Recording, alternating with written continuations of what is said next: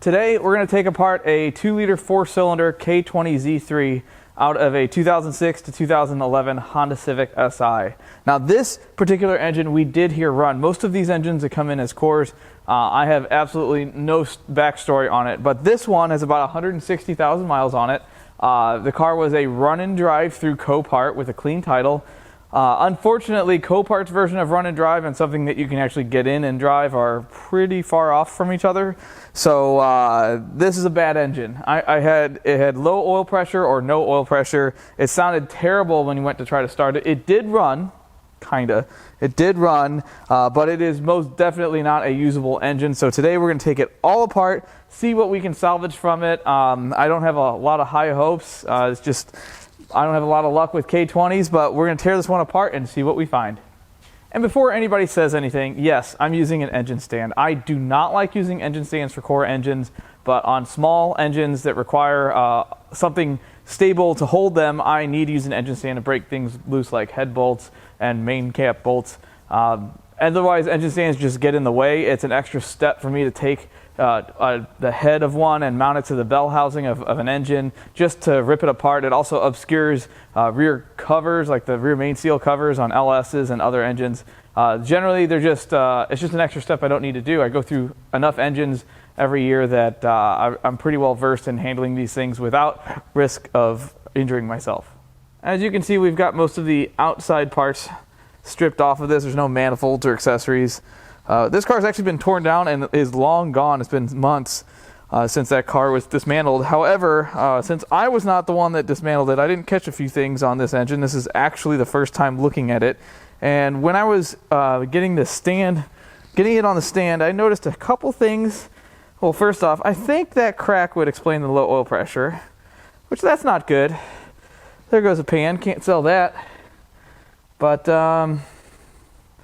let's see. Yeah, there's an exit wound right there. That's pretty bad. So we're going to find out what that's about, but that makes me pretty sad right there. One more thing I noticed, this engine has a heat tab on it, which only salvage yards and other shops would install. So that means that this engine is not original to the car, and I also checked the VIN number on this engine to the car. So yeah, that car's been through some engines.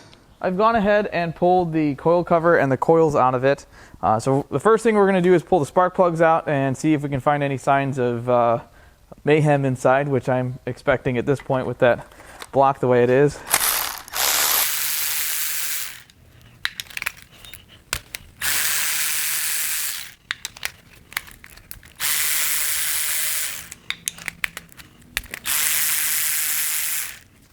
Well, the plugs look pretty decent, albeit these are absolutely not the right plugs for it. Do not use Autolite plugs in a Honda. I don't understand why you would, but this is the plug from what I suspect is the cylinder with damage, and there's no evidence of any issues in the combustion chamber at least. So maybe we might get lucky. We might get a good head out of this. Well, let's go ahead and get the valve cover off of it.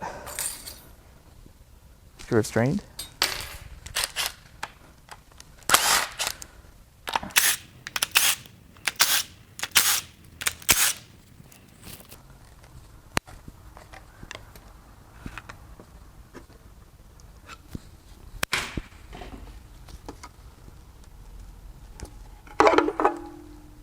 Wow, it's actually pretty clean in there. Yeah, everything looks pretty decent.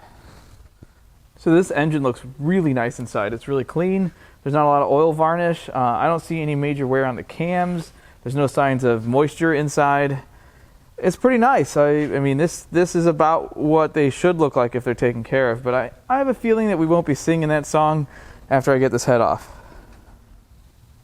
One thing I like to do on Honda engines, especially on engines that I can't hear run but I might think are good, I like to pull the VTEC solenoid off the cylinder head and check the screen for bearing material. A lot of times when bearings start coming apart, the screen in the VTEC solenoid is a very good indicator that there is actually damage in there. So we're going to take a couple 10s out and we're going to check that screen as bolts go flying.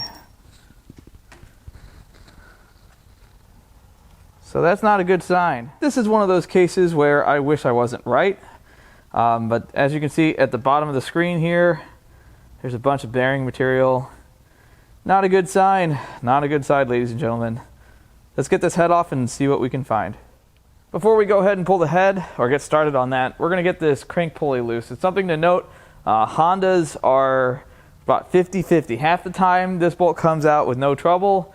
The other half the time you need the biggest impact that they've ever made to get that bolt out. Or I've had friends that have built a tool, or I know you can buy a tool that fits in here to hold the crank still so you can get some leverage on this bolt. But I'm pretty sure this one will come out because there's tool marks on it.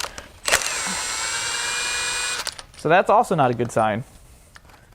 So this is essentially just a ring of 10s. This is the inspection plate, and on an engine that didn't have obvious signs of damage, I would be taking these 3 10s out and checking the tension on the timing chain, but there is no saving this engine. It's strictly parts. So first we're going to knock the solenoid out of here, and then there's just a whole bunch of 10s, and we'll peel this off.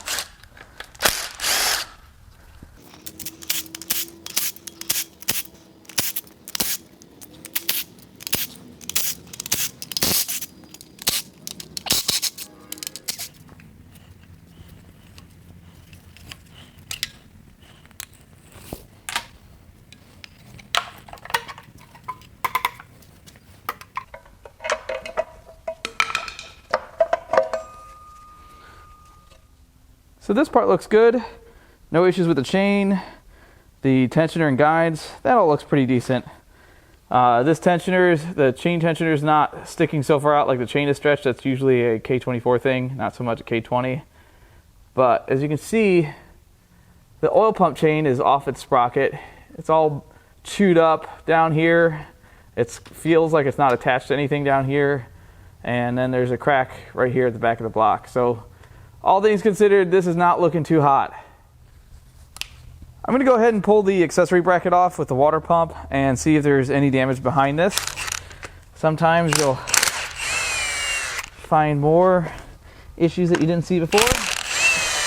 Only if it's really bad.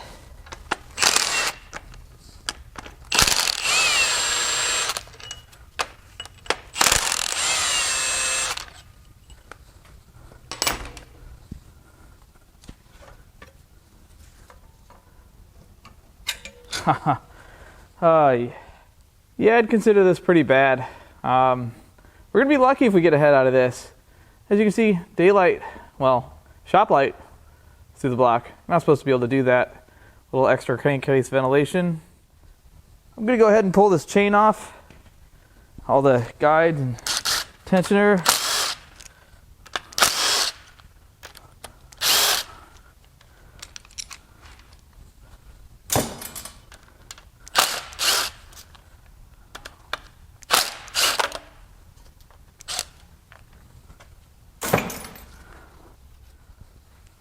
So we're going to start by pulling the cam caps, and then we'll secure all the rocker arms and pull this assembly off as one unit.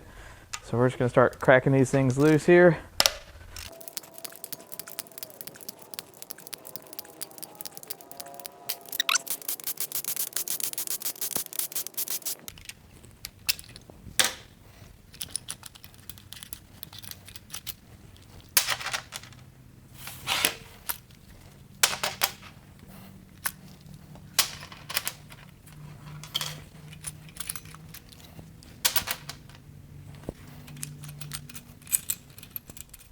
So the cams look pretty decent.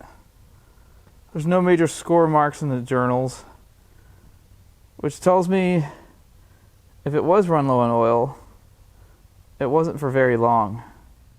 Now before we pull all this rocker assembly off, we're going to use some rubber bands and kind of keep the rockers and followers together. That's going to keep everything from shooting out in every direction, and it will also save me tons of time and frustration putting this back together when I'm done. All right, let's remove the rocker assembly. Just going to gently work this one up. The idea is to take your time.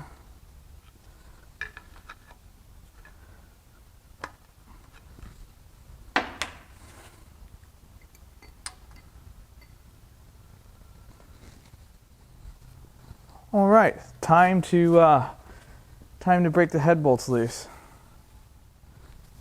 Let's get some head bolts loose. This is why I hate engine stands.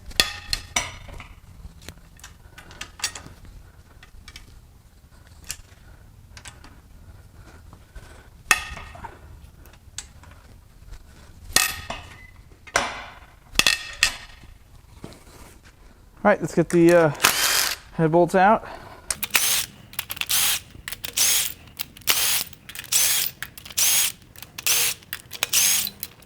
Moment of truth. Let's see how bad it is. Let's see if I can do this without getting leaked on here.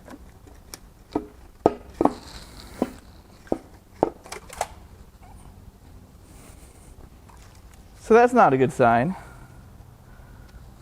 That's not a good sign at all. This piston is not, yeah, it's not connected anymore. This one, unlike the last one, it has 4 pistons. It's just, I don't think it's got a rod anymore. And so unlike the last engine that broke down, this engine has all of its pistons.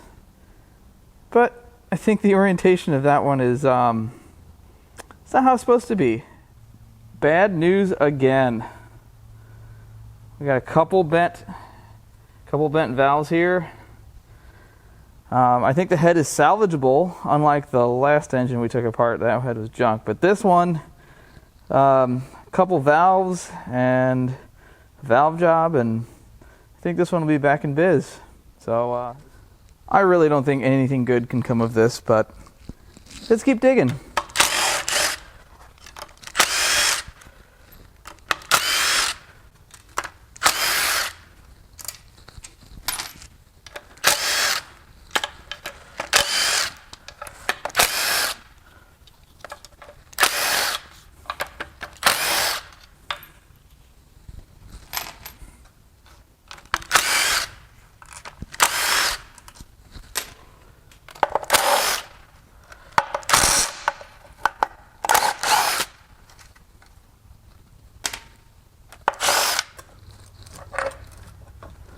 Already sounds bad. Oh, this is terrible. Holy crap.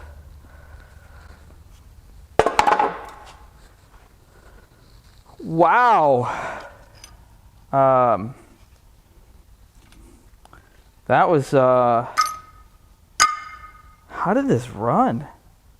Well, the pickup isn't all full of trash or anything, so it just tells me that it was likely run without oil. Maybe, yeah, like, there goes the oil pump chain. Let's see, do I need tools to take this off? I guess so. I still gotta do it the right way.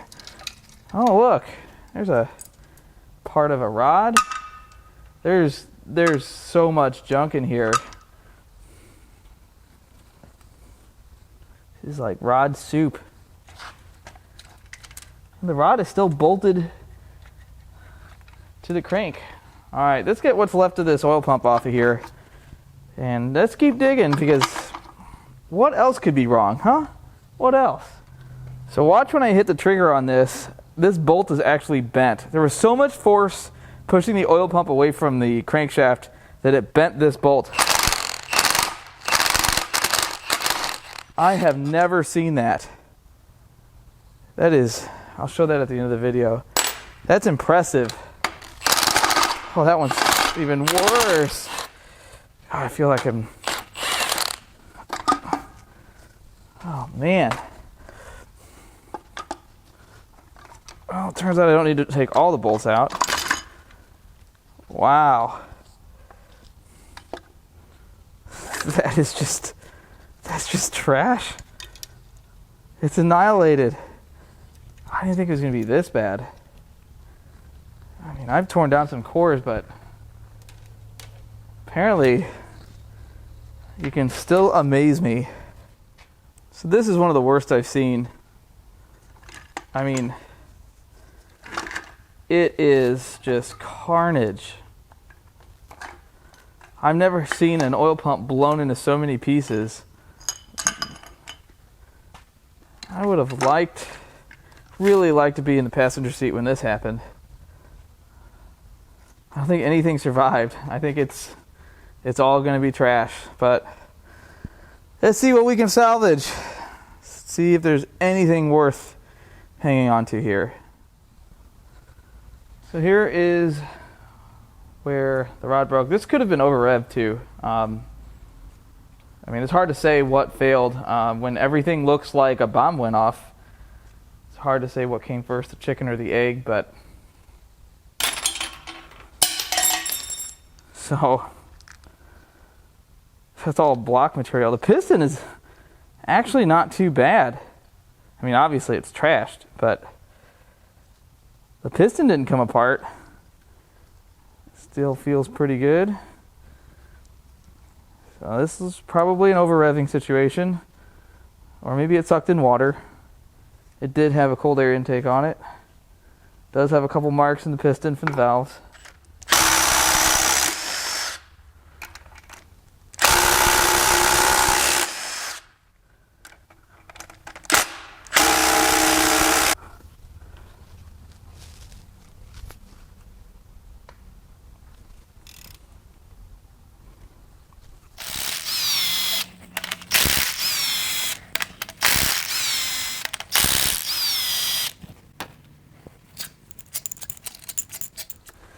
Comes another rain of parts, probably.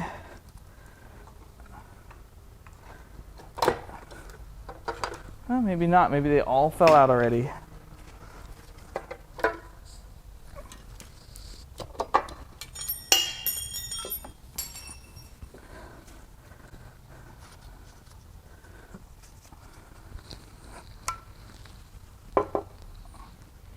That actually doesn't look too bad.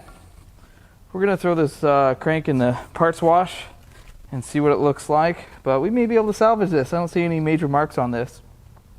Actually, I lied. It's pretty banged up. We'll see. So this is pretty much worst case scenario here. Seems I've been running into this quite a lot lately, but at least I didn't pay for this core engine. It came from a car, which I don't know if that actually makes it better. That might be worse. I think that's worse. I banked on being able to sell some engine parts. And I'll be able to sell stuff like the oil cooler, and maybe I can get the head fixed. But yeah, not so hot. Another thing I noted, these two rods are relatively straight. And not so much on this one. So it wasn't just one cylinder. I mean, it could have been, yeah, I really don't know. It could have been water. The car did have a cold air intake on it, but it wasn't one of those where the air filter is on the ground. But I just have this mess of broken stuff. I mean, yeah, I'll be able to sell like the cams and valve train if I can't salvage the head. And well, thanks for tagging along with me on my train of disappointment. Sometimes that's just how the cookie crumbles. I mean, that really wasn't so good for me, but hopefully you enjoyed the video. It was kind of fun to take apart. Don't forget to subscribe. I've got more teardown videos coming soon. I think the next one's going to be on a 6.2 liter Gen 5 GM V8, which is like a 14 or 15 up Escalade. It's a 6.2 liter L86. Bunch of jargon if you don't know what I'm talking about. I do have some other videos coming out soon that are absolutely unrelated to teardowns, but anyway, I hope you enjoy those as well. And till next time, see you guys later.